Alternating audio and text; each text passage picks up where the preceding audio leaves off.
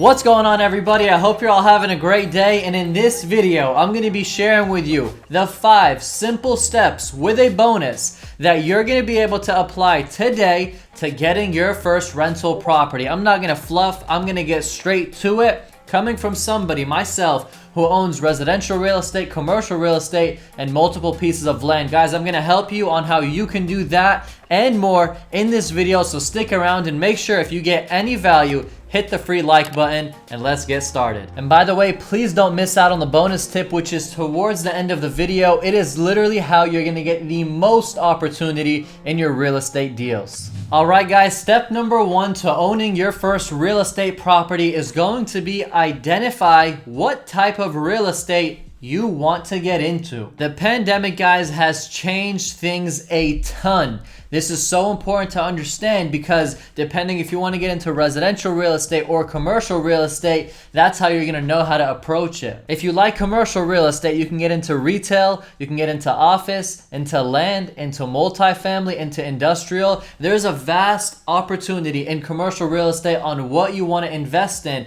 but keep in mind, every single sector is a different type of investment. And of course, if you want to get into residential, you can get into the single family units, the duplexes, the triplexes, the quadplexes, and each one of those is very similar. Of course, just numbers differentiate them, but ultimately it's the same concept. You got 1 door, 2 doors, 3 doors, or 4 doors. Your numbers go based off of that. Now, commercial, it's very different. Residential, it falls into the same category. Now, what I want you to know is before you even get started with investing in real estate, you must identify what type of real estate. This is going to save you so much time with just looking all over, because real estate is a huge pool and you can drown in it not knowing where you want to go and what you want to buy. And the key point to all of this, guys, is money. You want to know what kind of returns you're going to make, and you want to know how you're going to run the numbers for those returns. So if you want to invest in commercial real estate, it's a specific skill set on how to run those numbers. If you want to invest in residential real estate, it's a specific skill set on how to run those numbers. You don't want to just be running around trying to invest in everything that makes a good return, because at the end of the day, you're going to get burnt out. So step number 1 is identify the type of real estate you want to invest in. And keep in mind, you can invest in all types of real estate, but at a later stage. Right now, you're just starting. We got to identify one. Step number 2 is get a pre-approval from a lender. Guys, this is so important. Let me ask you this. How are you going to go shopping without even knowing how you're going to get the money to go shopping? Right? It's like you're walking into a Louis Vuitton store ready to purchase, only to realize that your wallet is flatter than a wall. You ain't got no money in it, right? So you don't want to go and say, I want to buy real estate, and start walking around like the big shot you are, and not even realizing you don't even have the lender to approve you. You don't even have the cash to purchase it, yet you're already shopping, so to say, for the real estate.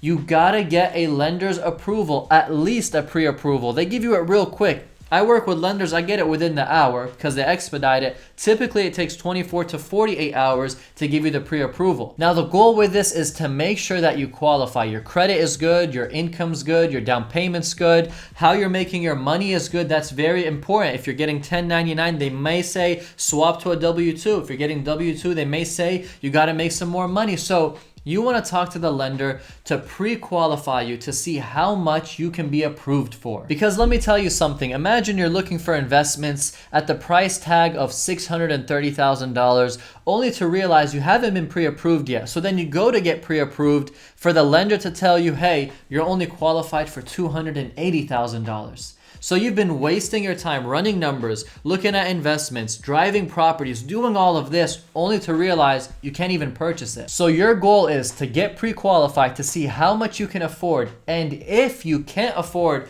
a certain amount, or if you don't qualify, learn why. Maybe you got to boost your credit up. Maybe you need more down payment. Maybe you need more income. Maybe you need more reliability for the bank and you need to work 3, 4, 5, 6 more months. Who knows why, but reach out in the beginning so you can figure that out so you don't waste time. Step number 3 is get a real estate agent. Boom! You would have never thought I'd say that, would you? Right? At the age of 18 years old, I began real estate and I was investing in foreclosure properties. I would go, I would buy the property, I would rehab it, I would flip it, and I would hire a real estate agent to sell the property. I did that for multiple years. I never did not use a real estate agent, even though I knew I can sell for sale by owner. Markets were good. But that wasn't the game I was in. My game was flipping real estate, not being an agent or doing agent work. Your game is not being a real estate agent. Your game is to be an investor. You want to invest in real estate and have that real estate agent delegate, help, and do all paperwork for you. Now, the goal with this real estate agent is to tell them your criteria. I want it to be this size, this spec, this city, this area, all the details that you want. You want to tell that to the real estate agent, which takes you to step 1, which I said identify the type of real estate you want to invest in, commercial, residential, and then the specifics, because in step 3, when you hire that real estate agent, you just feed them what you want. Once you feed the real estate agent what you want, they then start sending you automatic emails every single day, every single week on that specific criteria that you requested. As soon as something hits the market, boom, it gets shot to you. You're the first eyes on it, and you can make the move quick. And you have to understand, guys, real estate agents do free work. They make no money whenever they're doing this for you, in hopes that you use them to buy the property so they can make their commission, which is paid by the seller. You can argue that and say it's added on the price. We're not in that game right now. Remember, we're trying to get deals. And if that real estate agent brings a deal to your table, then you take the deal because it's going to make you money. And if you find the deal yourself, you can then decide, should I bring that agent or should I just do it myself? Keep in mind, there's contracts, there's paperwork, there's closings. There's a lot of things that having a good agent, a second set of eyes, will bless you and will save you a lot of money. And I'm saying that as a real estate agent myself. I was an investor first. I'm also an agent now, and I do both. And I know for a guaranteed fact, I've saved my clients millions of dollars from losing, and I've also made them millions of dollars because I helped them with my expertise on what I know and what I see, and they've loved it. And every penny that they've paid, I can guarantee you I've made them 10x, 20x, 30x that amount. So needless to say, get yourself a good real estate agent and get them to work. Juice them and make sure that they give you the value that you look for. And make sure that they give you the value that you brought them for. Step number 4 is practice and analyze deals. What this means is go to Zillow.com, Realtor.com, Redfin.com, LoopNet.com for commercial real estate. Keep that one in your mind and start searching these deals, these properties. Look at this rental property, a single family door. See how much the property taxes are, the insurance could be. See how much maintenance you estimate every single month that you got to put aside for it. See how much you can rent for, and see how much it'll cash flow based on the sales price. Start running numbers, start getting yourself used to it, and start realizing that if you do this today, it's going to help you when the actual deal comes on your table. The beauty of commercial real estate, if you go on LoopNet.com, you can actually see properties for sale, investment properties. And in these properties, there are flyers. And in these flyers, guys, there are so much details about that property that you have interest in. There's the NOI, there's the cap rate, there's the sales price, there's the rent rolls, there's the leases, there's the expirations, there's the CAMs, there's the expenses. Your head will explode from all the detail, and then your expertise will be, where's the value add? How can I raise the property's value?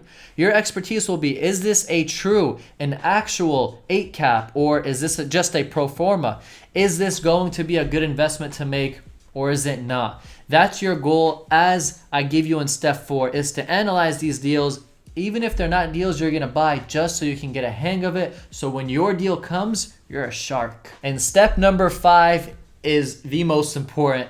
Make offers and do not be shy to do so.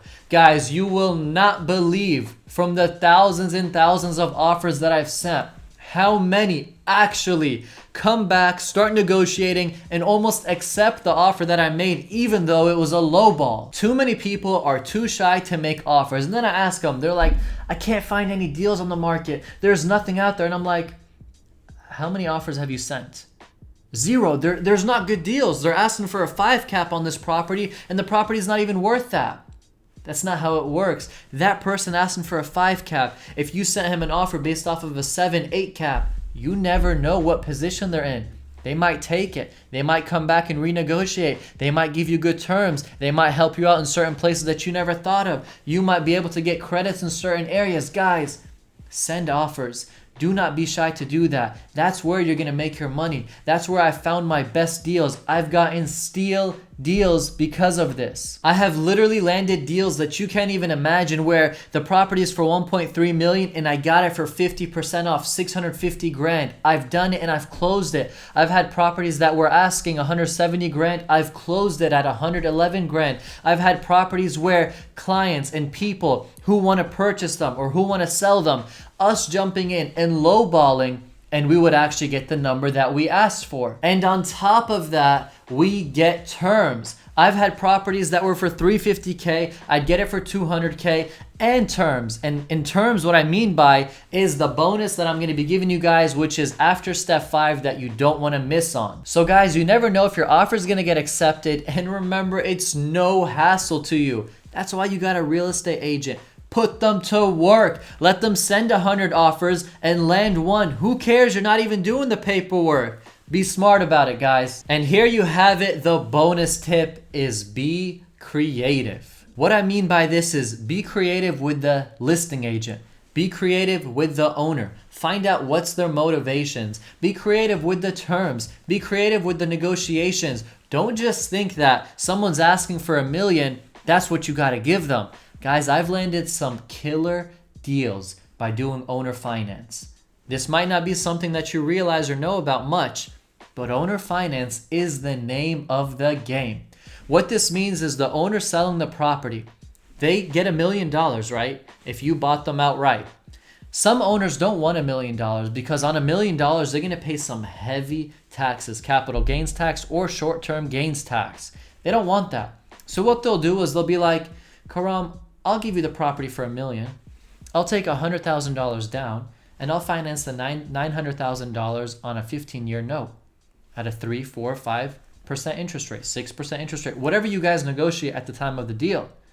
And for you, you're over there bringing money. Money, you know why?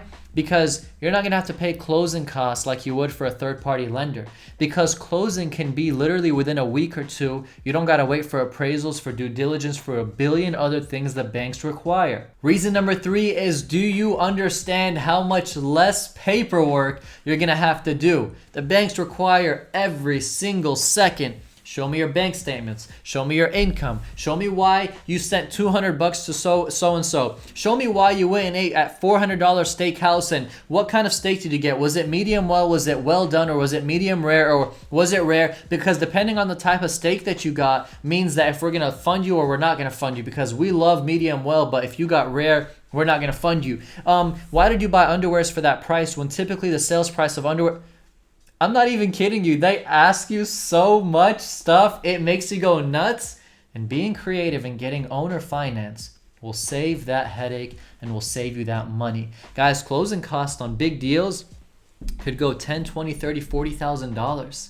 Owner financing will just cost you the cost of literally drafting for the attorney to draft the owner finance terms and paper. A couple $100. Look at the difference and look at the savings. And you never know.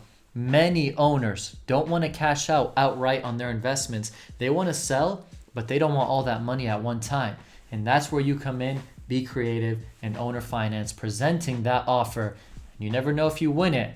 And if you do, I know I have. And if you do, you're going to make some good money. All right, guys, so there you have it. The 5 simple steps on how you can own your first rental real estate property. I hope you enjoyed it. I hope I made it simple for you. And if you have any questions, please don't be shy. Comment it below. I'm going to answer that for you. And if you want me to make a video on something else in more detail, I'd love to do that for you. Anyways, guys, thank you so much for watching. If you got value, hit that free like button. I'd appreciate it. And remember, subscribe. I upload 3 times every single week, and I'd love to see you in the future videos. Anyways, go out there, hustle, and own some real estate. I'll see you all later. I'm out.